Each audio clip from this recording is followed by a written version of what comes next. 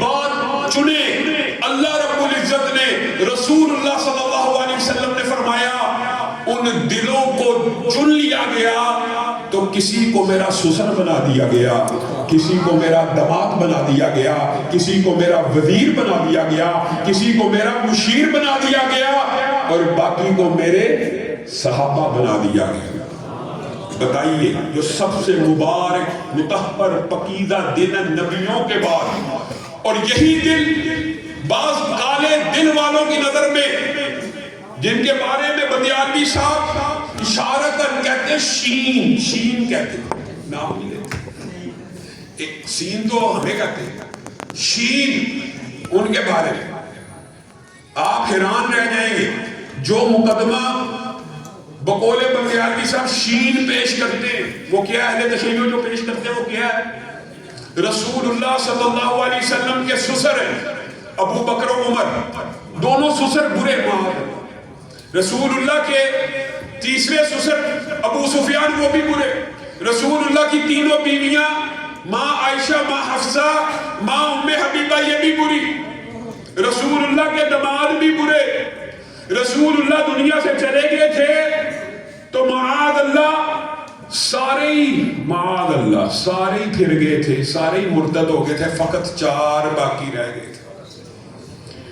یہ جو مقدمہ ہے, یہ جو فلسفہ ہے, آپ نے ان کو پکڑ کے پوچھنا ہے کہ آپ اپنے نبی کا کیا خاکہ غیر مسلموں کے سامنے پیش کر رہے ہیں. میں اور آپ ایک عرصے سے حرمت رسول کی جنگ لڑے اور اہل مغرب کو یہ دعوت فکر دیتے ہیں کہ آپ رسول اللہ کو نبی نہیں مانتے. نہ صحیح, رسول اللہ 2 ارب مسلمانوں کے لیے زمین کی پشت کے اوپر سب سے زیادہ قابل احترام ہیں. آپ ان کے خلاف ہردہ سرائی مت کیجئے. اگر آپ ان کے خلاف حاکے چھاپیں گے, نفرت انگیز مواد چھاپیں گے تو 2 ارب مسلمانوں کے دلوں کو ٹھیس پہنچے. اس کو کہتے ہیں ہیٹ سپیچ. مسلمانوں کے سینٹیمنٹس مجروح ہوں گے.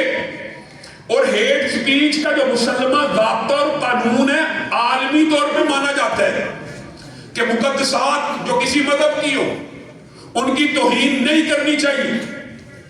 یہ مقدمہ ہم کس کے سامنے پیش کرتے ہیں, کفار کے سامنے. اور آپ کفار کے سامنے مقدمہ یہ پیش کرتے ہیں کہ جس نبی کے بارے میں یہ مسلمان کہتے ہیں ہیٹ سپیچ نہیں ہونی چاہیے, اس نبی کے سارے ارد گرد جتنے بھی رشتہ دار تھے, جتنے بھی ساتھی تھے, سارے ہی برے تھے. یہ کیا مقدمہ, یہ آپ اور آپ کے سامنے بھی ایک مماثلت اس بات کے اندر بھی پائی جاتی. ہم اہل تشیع کے سامنے کیا مقدمہ پیش کرتے ہیں, ہم کہتے ہیں جیسے انہوں نے کہا کہ سیدنا امیر معاویہ کے ساتھ مسئلہ یہ ہے کہ انہوں نے حضرت حسن نے, اور حضرت حسن کا نام بھی انہوں نے کہا اس لیے نہیں لیتے کہ انہوں نے سیدنا امیر معاویہ سے صلح کر لی, اور امیر معاویہ کو یہ سیادت اور قیادت جو انہوں نے سپرد کی. میرا اور آپ کا مقدمہ یہی ہے نا کہ آپ سیدنا امیر معاویہ کے بارے میں آپ ان کو صحابی نہیں ماننا چاہتے, نہ مانیں. آپ ان کو نہیں دل سے احترام کرنا چاہتے, لیکن آپ کسی اہل سنت کے سامنے, کسی اہل حدیث کے سامنے, کسی دیوبندی کے سامنے, کسی بریلوی کے سامنے ان کے بارے میں ہردہ سرائی مت کیجئے, کیونکہ یہ 1.5 ارب مسلمانوں کے جذبات کا مسئلہ ہے. یہ ہیٹ سپیچ ہے, یہ ہمارے سینٹیمنٹس مجروح ہوتے ہیں. آپ سیدنا امیر معاویہ کو نہیں مانتے, گھر بیٹھے نہ مانیے, لیکن اگر آپ سیدنا امیر معاویہ کے خلاف ہردہ سرائی کریں گے تو میں نے ایک بات کہی تھی بیگم کوٹ چوک میں ہزاروں کے اجتماع میں کہ یہ وطن صحابہ کے غلاموں کا وطن ہے, یہ صحابہ کے دیوانوں کا وطن ہے, یہ صحابہ کے پروانوں کا وطن ہے. اس ملک کے اندر گستاخ صحابہ یا ملک سے فرار ہوگا یا گرفتار ہوگا, اور اللہ کے فضل سے ایک فرار ہو گیا اور دوسرا آصف الوی فرار ہو گیا, اور مرزا جہلوی. سیدنا امیر معاویہ کے خلاف ہردہ سرائی, آپ سیدنا امیر معاویہ کی طرف آنے سے قبل جو بندیالوی صاحب نے وَكُلًّا وَعَدَ اللَّهُ الْحُسْنَى کی بات کی ہے نا, اس کے بارے کے اوپر غور کیجیے. ہمیں کہتے ہیں وہ یار وہابی ہے, دیوبندی, جناب صحابہ نو نبیوں کے مقام تے لے گئے، صحابہ کو نبیوں کے مقام پہ لے گئے، معصوم عن الخطا کرتے. یاد رکھیے صحابہ معصوم عن الخطا نہیں ہے، نہ اہل حدیث کے نزدیک، نہ دیوبند کے نزدیک، نہ بریلویوں کے نزدیک. لیکن یہ جو وَكُلًّا وَعَدَ اللَّهُ الْحُسْنَى کی آیت ہے، کیا اس بات کے اوپر دلالت نہیں کرتی کہ صحابہ معصوم عن الخطا نہیں ہیں لیکن مغفور عن الخطا ہیں؟ صحابہ معصوم نہیں ہے لیکن مغفور ہیں. زمین کی پشت کے اوپر چلتے ہوئے ان کو وہ ٹائٹل اور لقب اللہ رب العزت نے دیا جو جنتی ایک عرصہ جنت میں گزارنے کے بعد اللہ تعالیٰ جنتیوں سے پوچھے گا کس حال میں ہو؟ جنتی کہیں گے اوروں غلمان مل گئی، ایک اینٹ سونے کی، ایک اینٹ چاندی کا محل مل گیا، یہ مل گیا، نہریں مل گئی، دودھ مل گیا، شہد مل گیا. اس وقت اللہ رب العزت کہیں گے وَرِضْوَانٌ مِّنَ اللَّهِ اکبر. ایک نعمت ابھی باقی ہے، وہ اللہ رب العزت کی رضا مندی ہے. جنت میں تمہارا باپ آدم بھی آیا تھا، تم بھی آئے ہو، تمہارا باپ بھی آیا تھا، لیکن آج تمہیں یہ نعمت دیتا ہوں کہ تم سے راضی ہو گیا ہوں. جس طرح تمہارے باپ آدم کو کبھی جنت سے نکالا تھا، تمہیں جنت سے. اب بتائیے یہ جنتیوں کی خوشی کی انتہا ہوگی میری اور آپ کی. اللہ تعالیٰ ہمیں ان میں شامل فرمائے کہ اب ہم جنت سے نہیں نکلیں گے. یہ ٹائٹل ہمیں کب ملنا ہے؟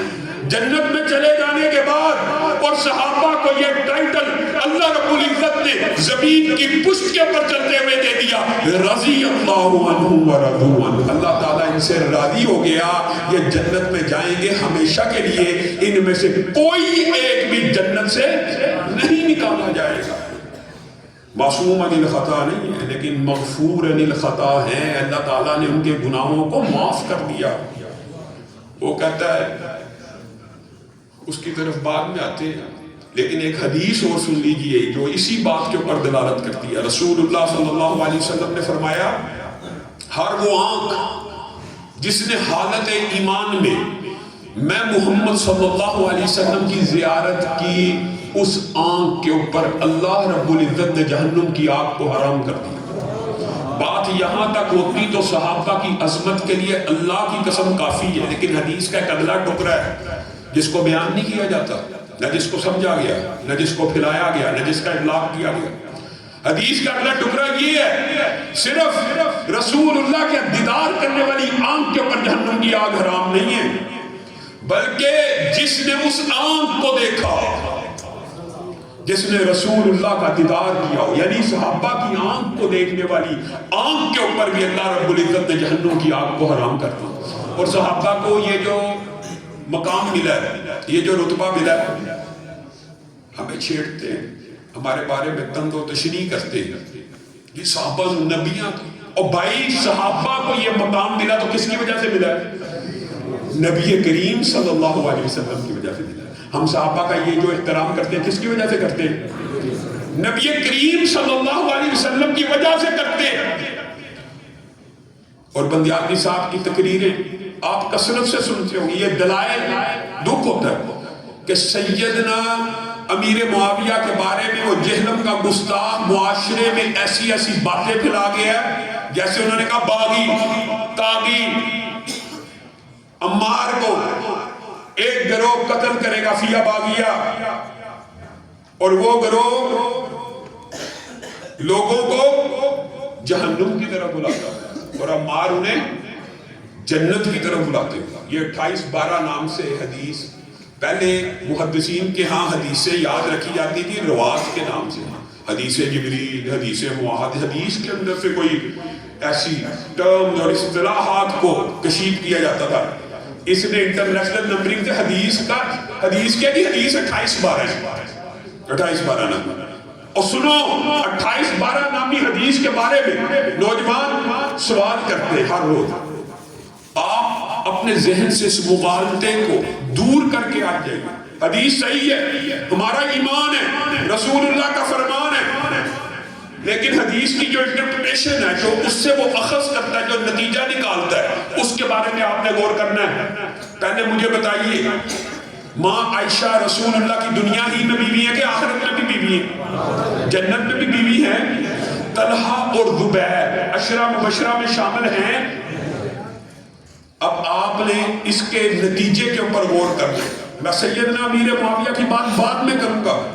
وہ کہتا ہے کہ عمار کو فی باغیہ قتل کرے گا. حدیث ہے، یہ صحیح ہے، اور انٹرپریٹیشن کے بارے میں کہتا ہوں. وہ کہتا ہے اور وہ جہنم کی طرف بلانے والا ہوگا. آپ سے میں سوال کرتا ہوں، کیا ماں عائشہ جہنم کی طرف بلانے والی تھی؟ کیا طلحہ اور زبیر معین جنتی عشرہ مبشرہ سے تعلق رکھنے والے جہنم کی طرف بلانے والے تھے؟ تو پھر بھی آپ کو حدیث سمجھ نہیں آئی؟ جہنم کی طرف بلائے گا، وہ گروہ جہنم کی طرف بلانے والا ہوگا. اجماع صحابہ ہے، اجماع امت ہے، اجماع محدثین ہے کہ صحابہ کے دور میں صرف ایک گروہ تھا جو جہنم کی طرف بلانے والا تھا. وہ گروہ خارجیوں کا گروہ تھا. ایک گروہ تھا جہنم. آپس میں سیاسی اختلاف کا مطلب عقیدے کا اختلاف نہیں تھا. صحابہ کے، امی عائشہ کے، طلحہ زبیر کے، حضرت علی کے، حضرت امیر معاویہ کے آپس میں عقیدے کے درمیان کوئی بھی اختلاف موجود نہیں تھا. اس کی بات کو سمجھنے کے لیے ایک مثال آپ کے سامنے رکھتا ہوں، اور یہ مثال آپ نے آج کے بعد یاد رکھنی ہے. جو دلیل یہ دیتا ہے، کیا اہل سنت میں سے، کیا دیوبند میں سے، کیا بریلیوں میں سے، کیا اہل حدیث میں سے کسی عالم نے اس طرح کی بوگس جعلی من گڑت انٹرپریٹیشن کی دلیل سیدنا زبیر کے قاتل کے بارے میں کبھی دی ہے؟ بات سمجھیے، ذرا غور کرنا آپ نے. سیدنا زبیر معین جنتی ہیں کہ نہیں؟ اور سیدنا زبیر کو قتل کر کے حضرت علی کا لشکری سیدنا زبیر کا سر صحیح سند سے حضرت علی کی بارگاہ میں لے کے آیا اور آ کے کہنے لگا، میں نے آپ کے اتنے بڑے دشمن کو اور اتنے بڑے جرنیل کو قتل کر دیا ہے، میرے اوپر انعامات کی بارش ہونی چاہیے، میرے اوپر انعامات کی بارش ہونی چاہیے. تو حضرت علی نے ایک جملہ کہا تھا، اے زبیر کے قاتل، تجھے جنت کی نہیں بلکہ جہنم کی بشارت ہو، کیونکہ میں نے رسول اللہ صلی اللہ علیہ وسلم سے سنا تھا ہر نبی کا ایک حواری ہوتا ہے اور میرا حواری زبیر ہے. اب آپ نے یہاں سے خود سوچنا، سیدنا علی کے ایک لشکری کا عمل اس کو تو کافر بنا گیا. کیا یہاں سے اہل سنت میں سے کوئی یہ استدلال کرے گا کہ سیدنا علی کا پورا لشکر اس کو جہنم کی بشارت ہو؟ کوئی کہہ سکتا ہے؟ کوئی بدبختی ہوگا نا جو کہے گا کہ سیدنا علی کے پورے لشکر کو جہنم کی بشارت ہو کیونکہ انہوں نے زبیر کو. اب بات سمجھ لیں. اسی طرح سیدنا عمار کا جو قاتل ہے، اس کا جس طرح اس شخص کا تعلق خارجی سے تھا، خارجیوں سے تھا، اسی طرح سیدنا عمار کے قاتل کا تعلق بھی خارجیوں سے تھا. اس ایک شخص کے عمل سے کیا یہ کہا جا سکتا ہے کہ سیدنا امیر معاویہ کا لشکر جہنم کی طرف بلانے والا تھا؟ جہنم کی طرف بلانے والا گروہ کون سا تھا؟ خارجیوں کا تھا. سیدنا امیر معاویہ کا لشکر، ماں عائشہ کا لشکر، سیدنا طلحہ کا لشکر، سیدنا زبیر کا لشکر جہنم کی طرف بلانے والا نہیں تھا. جس طرح یہاں خارجی نے زبیر کو، یعنی دیکھیے بالکل آپ دیکھ لیجئے سیدنا عمار کا، میں موازنہ نہیں کرتا لیکن آپ دیکھ لیجئے کہ سیدنا عمار اور سیدنا زبیر میں موازنہ بھی اگر آپ کر لیجئے تو ہم پتہ تو ہیں کہ نہیں. تو سیدنا زبیر کے قتل کی وجہ سے کبھی آج تک کسی اہل سنت نے حضرت علی کے لشکر کو برا کہا؟ تو سیدنا عمار کے قاتل کی وجہ سے یہ بدبخت جو جملے بول کے امت کے اندر نفرت کا بیج بو کے گیا ہے، اللہ کی قسم اہل تشیع کو 1400 سال میں یہ جرت نہیں ہوئی کہ وہ ماں عائشہ کے بارے میں، طلحہ و زبیر کے بارے میں، سیدنا معاویہ کے بارے میں یہ کہہ سکیں کہ یہ جہنم کی طرف بلانے والے تھے. اس بدبخت نے یہ عوام کی دماغ کے اندر اس طرح مینیپولیٹ کر کے اور ٹویسٹ کر کے اور جعل سازی کر کے اور فیبریکیشن کر کے لوگوں کا دماغ یہ بنایا کہ لوگ یہ سمجھتے ہیں شاید یہ حدیث ہے کہ جہنم کی طرف بلانے والا گروہ سیدنا معاویہ کا تھا. لوگ سب یہ سمجھنا شروع ہو گئے جہنم کی طرف بلانے والا گروہ خارجیوں کا تھا. اور اگر بات آئی ہے تو یہ بات بھی سن لیجئے، سیدنا امیر معاویہ یہ عشرہ مبشرہ کی جیسے بات کی ہے نا، سیدنا امیر معاویہ کے ہاتھ کے اوپر جب حضرت حسن نے اپنا ہاتھ رکھا، تو مجھے ایک بات بتائیے، کیا حضرت حسن کو یہ حدیث سے عمار نہیں تھی پتا تھی کہ نہیں تھی پتا؟ اور حدیث عمار کا جو وقوع ہو چکا ہے وہ پہلے کا کہ بعد کا ہے؟ حضرت حسن نے اس کے بعد صلح کی ہے کہ پہلے کی ہے؟ بعد میں کی ہے۔ حضرت حسن کو نہیں تھا پتا کہ یہ باغی گروہ ہے، یہ جہنم کی طرف بلانے والا۔ کیا حضرت حسن نے جہنم کی طرف بلانے والے سے صلح کر لی ہے؟ اہل تشیع نہیں سوچے کہ کیا جہنم کی طرف بلانے والے سے صلح ہو گئی ہے؟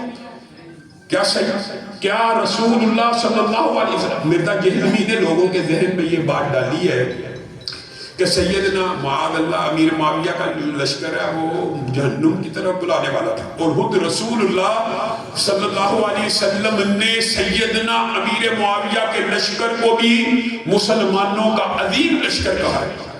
یہ میرا بیٹا، آپ نے سنی بھی حدیث، یہ میرا بیٹا سردار ہے جو مسلمانوں کے دو عظیم گروہوں کے مابین، عظیم لشکروں کے مابین صلح کر رہا ہے۔ وہاں پہ دونوں لشکر مسلمان کی ہیں کہ ایک کافر اور ایک مسلمان کے درمیان صلح کروائے گا، اور پھر اس لشکر کے، اور یہ بھی بندیالوی صاحب نے جو نقطہ بیان کیا کہ خلافت سپرد کی ہے، بادشاہت، ملوکیت، اس طرح کی باتیں کرنے کی بجائے اس بارے کے اوپر آپ غور کریں کہ کیا سیدنا امیر معاویہ کا حدیث رسول میں بھی کوئی مقام ہے؟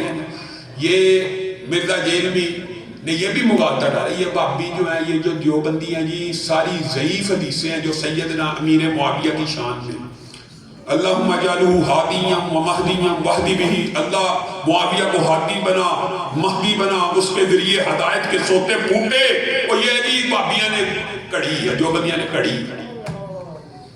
اللہم علم معاویہ الکتاب والحساب وقہ العذاب، یہ رسول اللہ کی دعا ہی ہے نا کہ اللہ معاویہ کو کتاب کا علم دے، حساب کا علم دے اور عذاب سے بچا۔ یہ دعا ہی ہے، پتہ نہیں نبی کی دعا سنی گئی ہے یا نہیں۔ اس طرح کے بگاڑتے لوگوں کے ذہن میں ڈالتے، سمجھے؟ لیکن انکار کرنے پہ کبھی کوئی بندہ ہے تو دھنس بھی جاتا ہے جب اس کے سامنے صحیح سند کے ساتھ ان احادیث کے اندر بعض محدثین کا ضعف کے بارے میں، علل کے باب میں کچھ باتیں ہیں تو اس کا اس نے فائدہ اٹھایا، لیکن وہ حدیث جو سارے محدثین کے نزدیک صحیح ہے، اور آپ حیران رہ جائیں گے، وہ سیدنا امیر معاویہ کے جنتی معین ہونے کی بھی دلیل ہے۔ رسول اللہ صلی اللہ علیہ وسلم ام حرام بنت ملحان کے گھر سوئے ہوئے، اچانک اٹھے ہیں، آپ کے چہرے پہ بہت زیادہ مسکراہٹ اور تبسم ہے جو بالعموم نہیں تھا، ہوتا زیادہ ہے، اس میں مبالغہ ہے۔ ام حرام بنت ملحان پوچھتی ہیں کہ اللہ کے رسول آپ ہنس رہے ہیں، کہا میں نے ایک لشکر دیکھا جو سمندر کے اوپر، تخت کے اوپر جیسے بادشاہ بیٹھے ہوتے ہیں نا، اس طرح سمندر کے اندر تختوں پہ بیٹھے ہوئے ہیں اور اللہ کی راہ میں جہاد کر رہے ہیں۔ اللہ کے رسول ہنسنے کی کیا بات ہے، مسکرانے کی کیا بات ہے؟ تو رسول اللہ صلی اللہ علیہ وسلم نے فرمایا خوش ہوں، مسکرا اس لیے رہا ہوں کہ جبریل امین نے مجھے خبر دی خواب میں کہ یہ پورے کا پورا لشکر جنت میں داخل ہو جائے گا۔ سیدہ ام حرام بنت ملحان کے دل میں آرزو پیدا ہوئی کہ وہ بھی اس لشکر کا حصہ بن جائے۔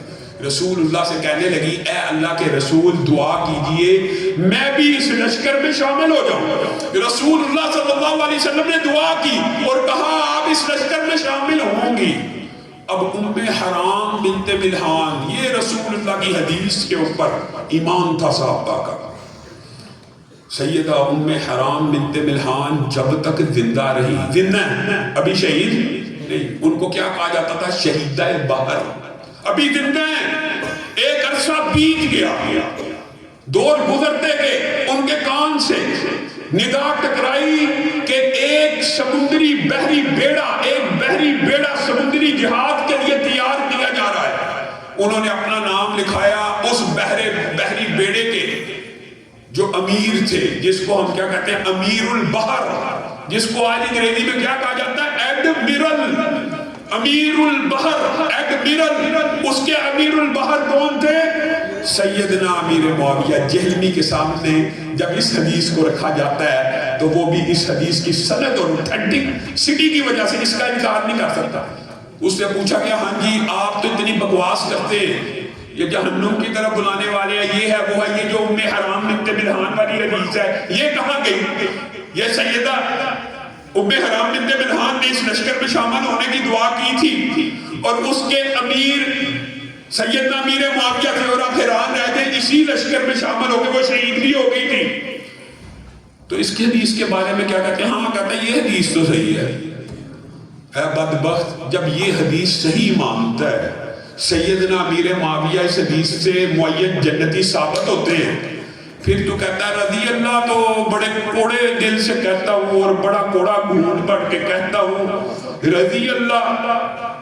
جو بدبخت رضی اللہ کوڑے دل سے کہتا ہو اور کڑوا گھونٹ بھر کے کہتا ہو، آپ بتائیے کہ یہ کتنی بڑی بدبختی ہے کہ اللہ تو ان سے راضی ہو گیا لیکن میں جہنمی ان سے راضی نہیں. اور تیرے ناراض ہونے سے اللہ کو کیا فرق پڑتا ہے؟ تیرے ناراض ہونے سے مجھے اور آپ کو کیا فرق پڑتا ہے؟ جن سے اللہ راضی ہے، جن سے اللہ راضی ہو گیا، ان کی ذات کے اوپر کوئی کیچڑ اچھالنے کی جتنی مرضی کوشش کرے وہ ناکام ہوگا، وہ نامراد ہوگا. اور پھر الزام یہ لگاتے ہیں. اللہ کا شکر ہے میں ابھی اوپر کھانا کھا رہا تھا، میں بندیالوی صاحب کی گفتگو بھی سن رہا تھا. یہ جی اہل بیت کی یہ جو وہابی ہوتے ہیں، یہ جی دیوبندی جو ہوتے ہیں، یہ جو بریلوی تو بہرحال اہل بیت کی شان بیان کرتے ہیں. زیادہ الزام اہل حدیث اور دیوبندیوں کے اوپر. یہ جی اہل بیت کی شان بھی بیان کرتے ہیں، یہ اہل بیت کی شان نہیں بیان کرتے. تو بندیالوی صاحب نے آج جواب دیا ہے نا، اور ہم شان کیا بیان کرتے تو اہل بیت ہی بیان نہیں کرتے. ہمارے پہ الزام یہ لگاتے ہو اہل بیت کی شان بیان نہیں کرتے اور تم حقیقی اہل بیت ہی بیان نہیں کرتے. رسول اللہ کی بیویاں آپ نے سن لی ہے، رسول اللہ کی بیویاں اہل بیت میں سے، بیٹیاں اہل بیت میں سے. آؤ اس بات کی طرف آ جاؤ. اور جب بندیالوی صاحب کو اللہ تعالیٰ آزمائشوں سے محفوظ رکھے، جب یہ میرے بھائی اور برادر اکبر جیل میں تھے تو ان کی تکلیف کو ایک سگے بھائی کی طرح اپنے دل میں محسوس کرتا تھا. اور ان کے لیے بھی اور ہمارا آپس میں یہ جو رشتے میں یہ اس آزمائش سے گزر چکی ہے، یہ بھی آپ کو بتائے گا. جب ہمارے ہوتے ہیں نا کبھی اس طرح کی کانفرنسز کے اوپر جن کا عنوان یہ ہو، صرف عنوان ہو، ابھی گفتگو نہیں ہوئی، ابھی نتیجہ نہیں لکھ رہا. میں نے ابھی آتے سال بندیالوی صاحب سے پوچھا آپ نے کانفرنس لائیو نہیں چلائی؟ آگے سے مسکرانا شروع ہو گئے، کہتے یار کوئی خطیب کے منہ سے جملہ پھر نہ نکل جاتا. یہ دفاع صحابہ کا صرف عنوان ہوتا ہے نا، عنوان تو میسیجز آنا شروع ہوتے ہیں. نامہ صاحب ذرا ہاتھ ہولا رکھنا، ہاتھ ہولا رکھنا. میں ان مقتدر حلقوں سے پیار اور محبت سے دیانتداری سے صرف ایک سوال پوچھتا ہوں. آپ کے مقدمے کو، پیغام پاکستان کے مقدمے کو ہم نے کوچا کوچا کریا پھیلایا کیا کہ کسی کی تکفیر نہیں ہونی چاہیے، کسی کلمہ کو مسلمان کو معین کر کے کافر نہیں کریں گے. کس وجہ سے کہا؟ یہ ہم نے وطن کی بھی خدمت کی ہے، لیکن یہ خدمت حدیث رسول کی خدمت ہے. اور وہ حدیث کیا ہے سب کو یاد ہے. کوئی ایک مسلمان کسی دوسرے مسلمان کو کافر کہے اور وہ کافر نہ ہو تو کیا ہو جاتا ہے؟ سب کو پتہ ہے. اگر کوئی مسلمان کسی دوسرے مسلمان کو کافر کہے اور وہ کافر نہ ہو تو کہنے والا بتائیے کیا ہو جاتا ہے؟ کافر ہو جاتا ہے. میں اداروں سے سوال کرنا چاہتا ہوں، میں آپ سے سوال کرنا چاہتا ہوں. آپ ہمیں تو کہتے ہیں ہاتھ ہولا رکھیں، ہم ہاتھ ہولا رکھنے کے لیے تیار ہیں، لیکن میں آپ سے پوچھتا ہوں کہ آپ کے اس فتنہ تکفیر کے بڑھتے ہوئے فتنے کو دیکھ کے ہم نے آپ کا ساتھ دیا اور فتویٰ تکفیر کی مذمتیں کی ہیں، لیکن فتویٰ تکفیر کی صرف ایک سائیڈ کی مذمت ہی ہونی ہے کہ دوسری طرف کی بھی ہونی ہے؟ ایک مسلمان کو کافر کہنے سے تو بندہ کافر ہو جاتا ہے، لیکن اسلام آباد کے اندر کھڑے ہو کے کوئی سیدنا ابو بکر کو بے ایمان کہے وہ پھر بھی مومن رہتا ہے. یعنی ایک عام مسلمان کو کافر کہنے سے بندہ کافر ہے اور ابو بکر کو بے ایمان کہنے سے پکا مومن ہے. انا للہ و انا الیہ راجعون. سیدنا ابو بکر کی توہین اس اسلام آباد میں ایمان اقتدار میں ہوئی. اور بعض لوگوں نے مولانا غلام اللہ خان صاحب کے مدرسے کو جلا کے یہ سمجھا کہ یہ شہر حمیدی کا شہر ہے.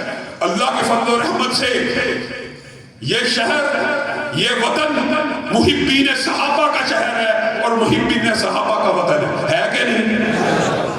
ہم دفاع صحابہ کے لیے اپنی جانوں کا نذرانہ، والد محترم کے بارے میں ابھی بھائی نے جو واقعہ بیان کیا تو عبد المجید ندیم صاحب نے یہ جملہ کہا.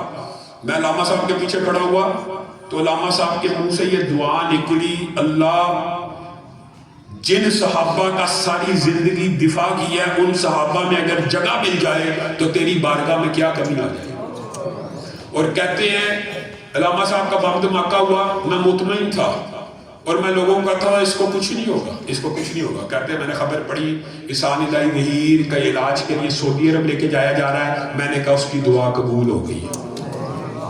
اور کہا پھر میں اس مقام پہ پہنچا جس جگہ بیٹھ کے احسان الہی ظہیر نے دعا کی تھی، میں اس جگہ پہنچا تو مجھے عربی نے بتایا یہی احسان الہی ظہیر کی قبر جس جگہ کھڑے ہو کے وہ دعا کر رہے تھے. کس وجہ سے؟ دفاع صحابہ. اور دفاع صحابہ کے لیے جو لوگ جان نچھاور کر دیتے ہیں وہ صحابہ، اللہ کے بندوں، صحابہ نے اپنی جانوں کا نذرانہ دفاع ختم نبوت کے لیے پیش کیا کہ نہیں؟ اپنے خونوں کا نذرانہ پیش کیا کہ نہیں؟ وہ صحابہ جنہوں نے اپنی جانوں کا نذرانہ پیش کیا، نعرہ تکبیر، ان کے لیے ہم اپنی زبانوں سے بھی دفاع نہیں کر سکتے.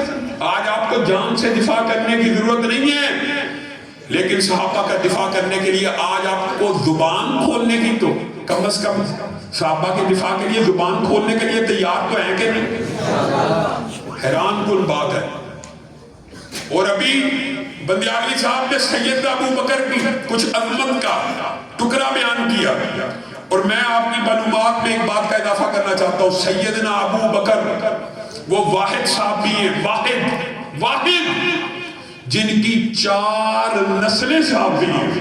کیا مطلب؟ والد بھی صحابی، خود بھی صحابی، بیٹا بھی صحابی، پوتا بھی صحابی، اور اگر بیوی کی طرف سے دیکھا جائے تو نواسہ بھی صحابی. بتائیے کسی صحابی کو یہ مقام اور مرتبہ حاصل ہوا؟ اور سیدنا ابو بکر، اچھا یہ بھی بڑی ایک عجیب بات ہے. حضرت عمر کے بارے میں بنجالی صاحب یا دیوبندی یہ حدیث پیش کرتے ہیں نا، میرے بعد کوئی نبی ہوتا تو عمر ہوتا. کہتے ہیں ضعیف ہے اس کی حدیث اور سند کے اوپر بھی فلاں محدثین. اللہ کے بندو یہ تو تمہاری نظر میں ضعیف ہے، لیکن جو صحیح ترین حدیث ہے جو انہوں نے بیان کی ہے کہ شیطان اور ابلیس بھی اس رستے سے نہیں گزرتا جہاں سے حضرت عمر گزرتے ہو. اور آج بھی حیران کن بات ہے، باب عمر سے شیطان نہیں گزرتے. جہاں پہ آپ بینر لگا دیں، جہاں مرضی آپ چوک کے اوپر تجربہ کر کے دیکھ لیں، سیدنا عمر کا نام لکھ دیں اور جس کے نام کے نیچے سے شیطان نہیں گزرتا، وہ جب خود گزرتا ہوگا تو ابلیس گزرتا ہوگا. یہ شان. اور یہ بھی اچھا اس میں ضعف ہے. اور دوسری جو سند سے حدیث ہے نا، رسول اللہ صلی اللہ علیہ وسلم نے فرمایا ہر امت کے اندر ایک محدث ہوتا ہے. محدث نہیں، محدث. اس کا مطلب یہ ہوتا ہے کہ جس کی زبان سے ہمیشہ حق ادا ہوتا ہو. میری امت میں اگر کوئی ہے تو عمر ہے. یہ جی اہل بیت کی بھی شان بیان نہیں کرتے. اللہ کی قسم اہل بیت کی بھی شان اگر کوئی بیان کرتا ہے تو اہل سنت ہی بیان کرتا ہے. آپ نے تو ساری من گڑت کرنی، ہم نے تو سندوں کا حساب رکھ کے احادیث کے اوپر غور و فکر کر کے آپ کے سامنے شان رکھنی. اور سیدنا علی کے بارے میں اور یہ جی صحیح، اور یہ بات بھی ہے ضمنی طور پہ تو میں کہہ دینا چاہتا ہوں، سیدنا جی علی کے بارے میں جی بغض رکھتے ہیں جی وہابی ان کے دلوں میں. اور رہنے دی اللہ کی قسم حضرت علی کے ساتھ بغض رکھنے والا بھی مومن نہیں ہو سکتا، نہیں ہو سکتا. اور آپ کہتے ہیں ہم سیدنا علی کی شان بیان نہیں کرتے. حضرت علی وہ ہیں جن کے بارے میں محدثین نے عجیب جملے لکھے ہیں کہ رسول اللہ صلی اللہ علیہ وسلم کے ساتھ پیار ایسا تھا اور آپ کے آگے پیچھے بچپن میں ایسے دوڑتے تھے جس طرح اونٹنی کا بچہ اپنی ماں کے ارد گرد دوڑتا ہے، ایسے طواف کیا کرتے ہیں. اور پھر کہتے ہیں جی حضرت علی کی تنقیس کرتے ہیں، ایسی حدیثیں کرتے ہیں جو لاتے ہیں جو حضرت علی کی ان کے اندر تنقیص ہو جی کون سی حدیث یہ جی اچھا پھر عقل پہ پردہ ایسے ہے کہ جو حدیث سیدنا علی کی شان میں ہے اور اہل حدیث یا دیوبندی سے سیدنا علی کی شان میں بیان کرتے ہیں، وہ کہتے ہیں یہ اس لیے بیان کرتے ہیں اس میں سیدنا علی کی تنقیص ہے۔ آپ نے وہ حدیث سن لیا، یہ بتانا ہے کیا اس میں شان علی بیان ہو رہی ہے کہ سیدنا علی کی تنقیص بیان ہو رہی ہے؟ رسول اللہ صلی اللہ علیہ وسلم نے مکہ کو فتح کیا اور فتح مکہ کے موقع کے اوپر رسول اللہ صلی اللہ علیہ وسلم نے ارادہ کیا میں ان بتوں کو اپنے ہاتھ سے گرا دوں اور باطل کے سارے نام و نشان کو مٹا دوں۔ سیدنا علی کو کہا بیٹھ جائیے، میں آپ کے اوپر کھڑا ہونا چاہتا ہوں۔ حضرت علی کے اوپر آپ نے پاؤں رکھے۔ سیدنا علی بیان کرتے ہیں کہ اس دن رسول اللہ صلی اللہ علیہ وسلم کے جسم میں اتنا وزن تھا، پتہ نہیں کہ بارے نبوت تھا یا کیا تھا۔ میں وہ علی جو دلیر ہے، شجاع ہے، طاقتور ہے، اس دن میں رسول اللہ صلی اللہ علیہ وسلم کو اپنے کندھوں پہ اٹھا نہ سکا۔ وہ کہتے ہیں بھابیہ جان کے بیان کر دے گا۔ حالانکہ حدیث کا پورا جو متن ہے وہ سیدنا علی کی شان میں۔ ہاں یہاں پہ یہ بھی استدلال علماء نے کیا کہ اس دن روب نبوت اور بار نبوت ایسا تھا، سیدنا علی نے نہ اٹھایا، اسی نبی کو غار سور پہ ابو بکر لے کے چڑھتے رہے، کبھی اپنے کندھوں پہ بٹھا کے، کبھی جولیوں میں اٹھا۔ لیکن یہ تنقیص نہیں ہے، اگلا جملہ شان میں ہے۔ رسول اللہ صلی اللہ علیہ وسلم نے کہا اور آپ کی شکل کو بدلا ہوا دیکھ کے رسول اللہ صلی اللہ علیہ وسلم نے محسوس کر لیا اور رسول اللہ صلی اللہ علیہ وسلم بیٹھ گئے اور علی کو یہ شرف اور اعزاز حاصل ہوا کہ رسول اللہ کے کاندھوں کے اوپر حضرت علی کے پیر لگے اور رسول اللہ صلی اللہ علیہ وسلم نے اپنے کاندھوں کے اوپر سیدنا علی کو کھڑا کیا بیٹھے بیٹھے اور خود کھڑے ہو گئے۔ اب شان علی ان کی زبان سے سنیے، سیدی سے حضرت علی بیان کرتے ہیں رسول اللہ نے مجھے اپنے کاندھوں پہ اٹھایا تو اس لیے تھا میں ان بتوں کو توڑ دوں، لیکن میں نے آسمان کی طرف نظر دوڑائی اور میں نے یہ محسوس کیا میں اتنا بلند ہو گیا ہوں کہ آسمان سے اگر کوئی تارا بھی توڑنا چاہوں توڑ کے لے آؤں۔ ایمانداری سے آپ نے بتلانا یہ شان علی ہے کہ توہین علی ہے؟ یہ حدیث بیان کرو، میں کہتا ہے جان کے بابی بیان کرو۔ آپ شان علی کو سمجھے ہی نہیں۔ آپ مقام جس کے بیٹوں کا مقام و مرتبہ ابھی آپ کے سامنے، جس کی اولاد کا، جس کے نواسیوں کا امامت کا تذکرہ امامہ کی نماز کے اندر اٹھا کے کیا۔ حسن و حسین کو رسول اللہ صلی اللہ علیہ وسلم خطبہ دے رہے آتے ہوئے دیکھا تو شفقت کی وجہ سے منبر کو چھوڑ دیا کہ کہیں گر نہ جائیں۔ بدبختوں نے ان کی گردنوں کے اوپر تلواروں کو چلا دیا۔ یہ بات بھی ہم کہنا چاہتے ہیں، ہمارے پہ الزام لگایا جاتا ہے وہ اے وہابی دیوبندی قاتلین حسین دے نال نے، جس نے سیدنا حسین کو قتل کیا اس کے اوپر اللہ کی لعنت ہو۔ ہمارا یہ عقیدہ ہے۔ ہاں اگر تم کہو گے فلاں نے کیا تو پھر تو دلیل لانی پڑے گی۔ اگر مجموعی طور پہ پوچھتے ہو تو جاؤ، اہل حدیث ہو، دیوبندی ہو، بریلوی ہو، تمام اہل سنت کا یہ متفقہ مسلمہ اصولی اجماعی موقف ہے کہ سیدنا حسین کے قاتل پہ بھی اللہ کی لعنت ہو، جس نے کیا اس کے اوپر لعنت ہے۔ لیکن اگر تم یہ کہو فلاں نے کیا تو پھر اس کی دلیل لانی پڑے گی۔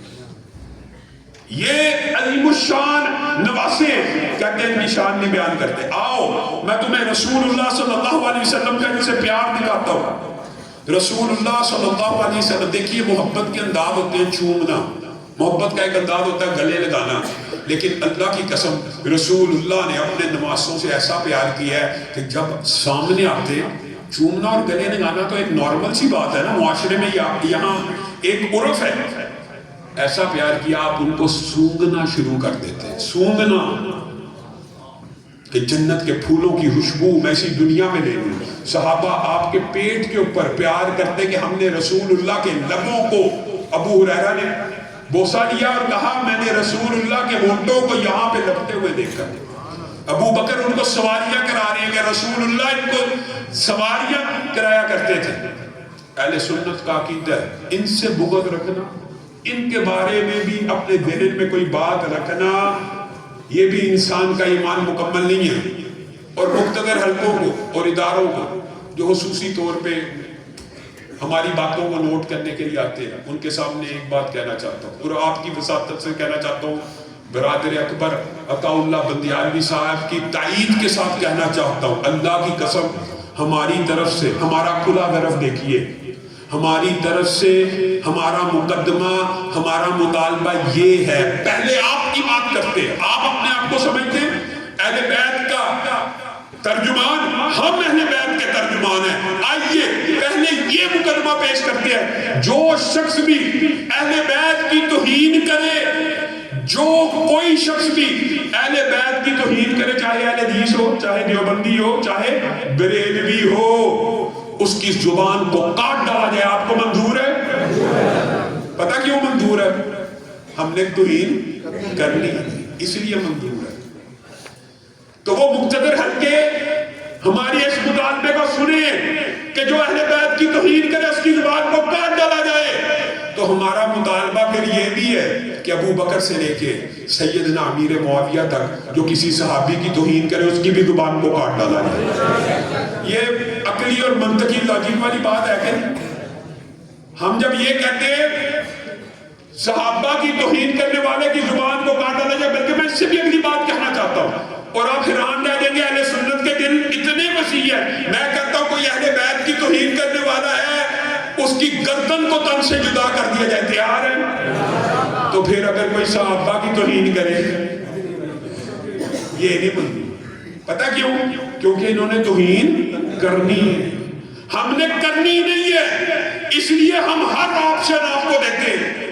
آپ نے کرنی ہے اس لیے آپ 3 سال سے بھی ڈرتے ہیں، 5 سال سے بھی ڈرتے ہیں، 10 سال سے بھی ڈرتے ہیں. یہ کیسا نقطہ نظر ہے، یہ کیسا نظریہ ہے؟ ہم آپ کے سامنے ہاتھ جوڑ کے کہہ رہے ہیں اللہ کے لیے مقدسات اہل سنت کی توہین نہ کریں. نہیں اسی کر رہی ہے. مقتدر حلقے سوچیں، غور کریں، فکر کریں کہ اچھا پھر سب سے بڑی دکھ کی بات یہ ہے بندیالوی صاحب کا جرم کیا تھا. یعنی جو بندہ یہ مقدمہ لڑ رہا کہ صحابہ کی توہین نہ کرو وہ مجرم ہے، وہ فتنہ باز ہے، وہ انتشار پھیلا رہا ہے. عجیب آپ کی عقل میں الٹی بات ہے کہ جو کہتا ہے کہ توہین نہ ہو وہ انتشاری ہے، جو کہتا ہے توہین ہونی چاہیے وہ انتشاری ہے. یہ کیسا مقدمہ ہے؟ اور یاد رکھیے اللہ کی قسم اگر صحابہ کو بھی یہ مقام بلند ملا تو کس کی وجہ سے ملا؟ رسول اللہ کی وجہ سے. اور صحابہ نے اللہ کی قسم رسول اللہ کے ساتھ محبت، عقیدت، احترام، ادب کا ایسا نمونہ پیش کیا کہ میں اور آپ حیران رہ گئے. رسول اللہ کے وضو کے پانی کو صحابہ زمین پہ نہیں تھے گرنے دیتے. رسول اللہ کے لعاب کو، تھوک کو جو دوران تقریر کبھی نکل جائے یا تھتکار دیتے تھے تو صحابہ اپنے ہاتھوں پہ لے کے اپنے جسموں پہ باندھ لیتے تھے. ایک یہودی نے چچا عباس کو ایک دن پھنسانے کی کوشش کی. یہ ادب دیکھیے، یہ احترام دیکھیے، یہ اس وجہ سے صحابہ کو یہ بلند مقام ملا. چچا عباس، اس نے ایک سوال گڑھا اور سوچا اس کا جواب یا یہ ہوگا یا یہ ہوگا، دونوں میں سے جو بھی ہوگا عباس پھنس جائیں گے. سوال یہ گڑھا کہ رسول اللہ بڑے ہیں کہ آپ بڑے ہیں؟ اس نے کہا اگر تو یہ کہیں گے کہ میں بڑا ہوں تو کہوں میں مسلمانوں میں مشہور کر دوں گا کہ عباس کہتا ہے میں رسول اللہ سے بڑا ہوں. اور اگر کہے گا کہ رسول اللہ بڑے ہیں تو میں کہوں گا دیکھو جھوٹ بولتا ہے، عمر میں یہ بڑا ہے اور جھوٹ بولتا ہے. قربان جائیں صحابہ کی تربیت کے اوپر. جب وہ یہودی یہ سوال لے کے چچا عباس کے سامنے آیا اور آپ سے پوچھا آپ بڑے ہیں کہ رسول اللہ بڑے ہیں، تو عباس نے جو جواب دیا اللہ کی قسم اس وجہ سے صحابہ کو یہ عظمت ملی ہے. عباس نے کہا بڑے تو رسول اللہ ہی ہیں، بڑے تو رسول اللہ ہی ہیں، البتہ ان سے 2 سال قبل میں پیدا ہوا. جامع قبلہ وہ یہودی کی سازش اسی وقت دم تھا. اللہ کے بندو ابو ہریرہ کو رسول اللہ صلی اللہ علیہ وسلم نے بازار میں دیکھ لیا، اور اپنے صحابی کو دیکھنا خوشی ہوتی ہے اپنے رفقا کو ملنے سے. جب نظریں چار ہوئی وہ نظر بچا کے کھسک کے چلے گئے. تنی قطرہ کے عربی کی اگر ٹرانسلیشن کی جائے تو یہ بنتی. ابو ہریرہ میں نے آپ کو بازار میں دیکھا تھا، آپ مجھ سے ملے نہیں. اے اللہ کے رسول، جس وقت آپ نے مجھے بازار میں دیکھا تھا اس وقت حالت جنابت میں تھا. حالت جنابت ایک ایسی حالت ہے جس میں غسل واجب ہو جاتا ہے، لیکن غسل واجب ہونے کا مطلب یہ نہیں ہوتا کہ انسان ناپاک اور پلید ہو گیا، کھانا نہیں کھا سکتا، ہاتھ نہیں ملا سکتا، کسی کو ٹچ نہیں کر سکتا. اے اللہ کے رسول، جس وقت آپ بازار میں نظر آئے اس وقت حالت جنابت میں تھا، اور میری غیرت نے اس بات کو گوارا نہ کیا کہ حالت جنابت میں اپنا ہاتھ آپ کے مبارک ہاتھوں میں دے دیں. اور صحابہ کو یہ عظمت ملی اس وجہ سے ملی.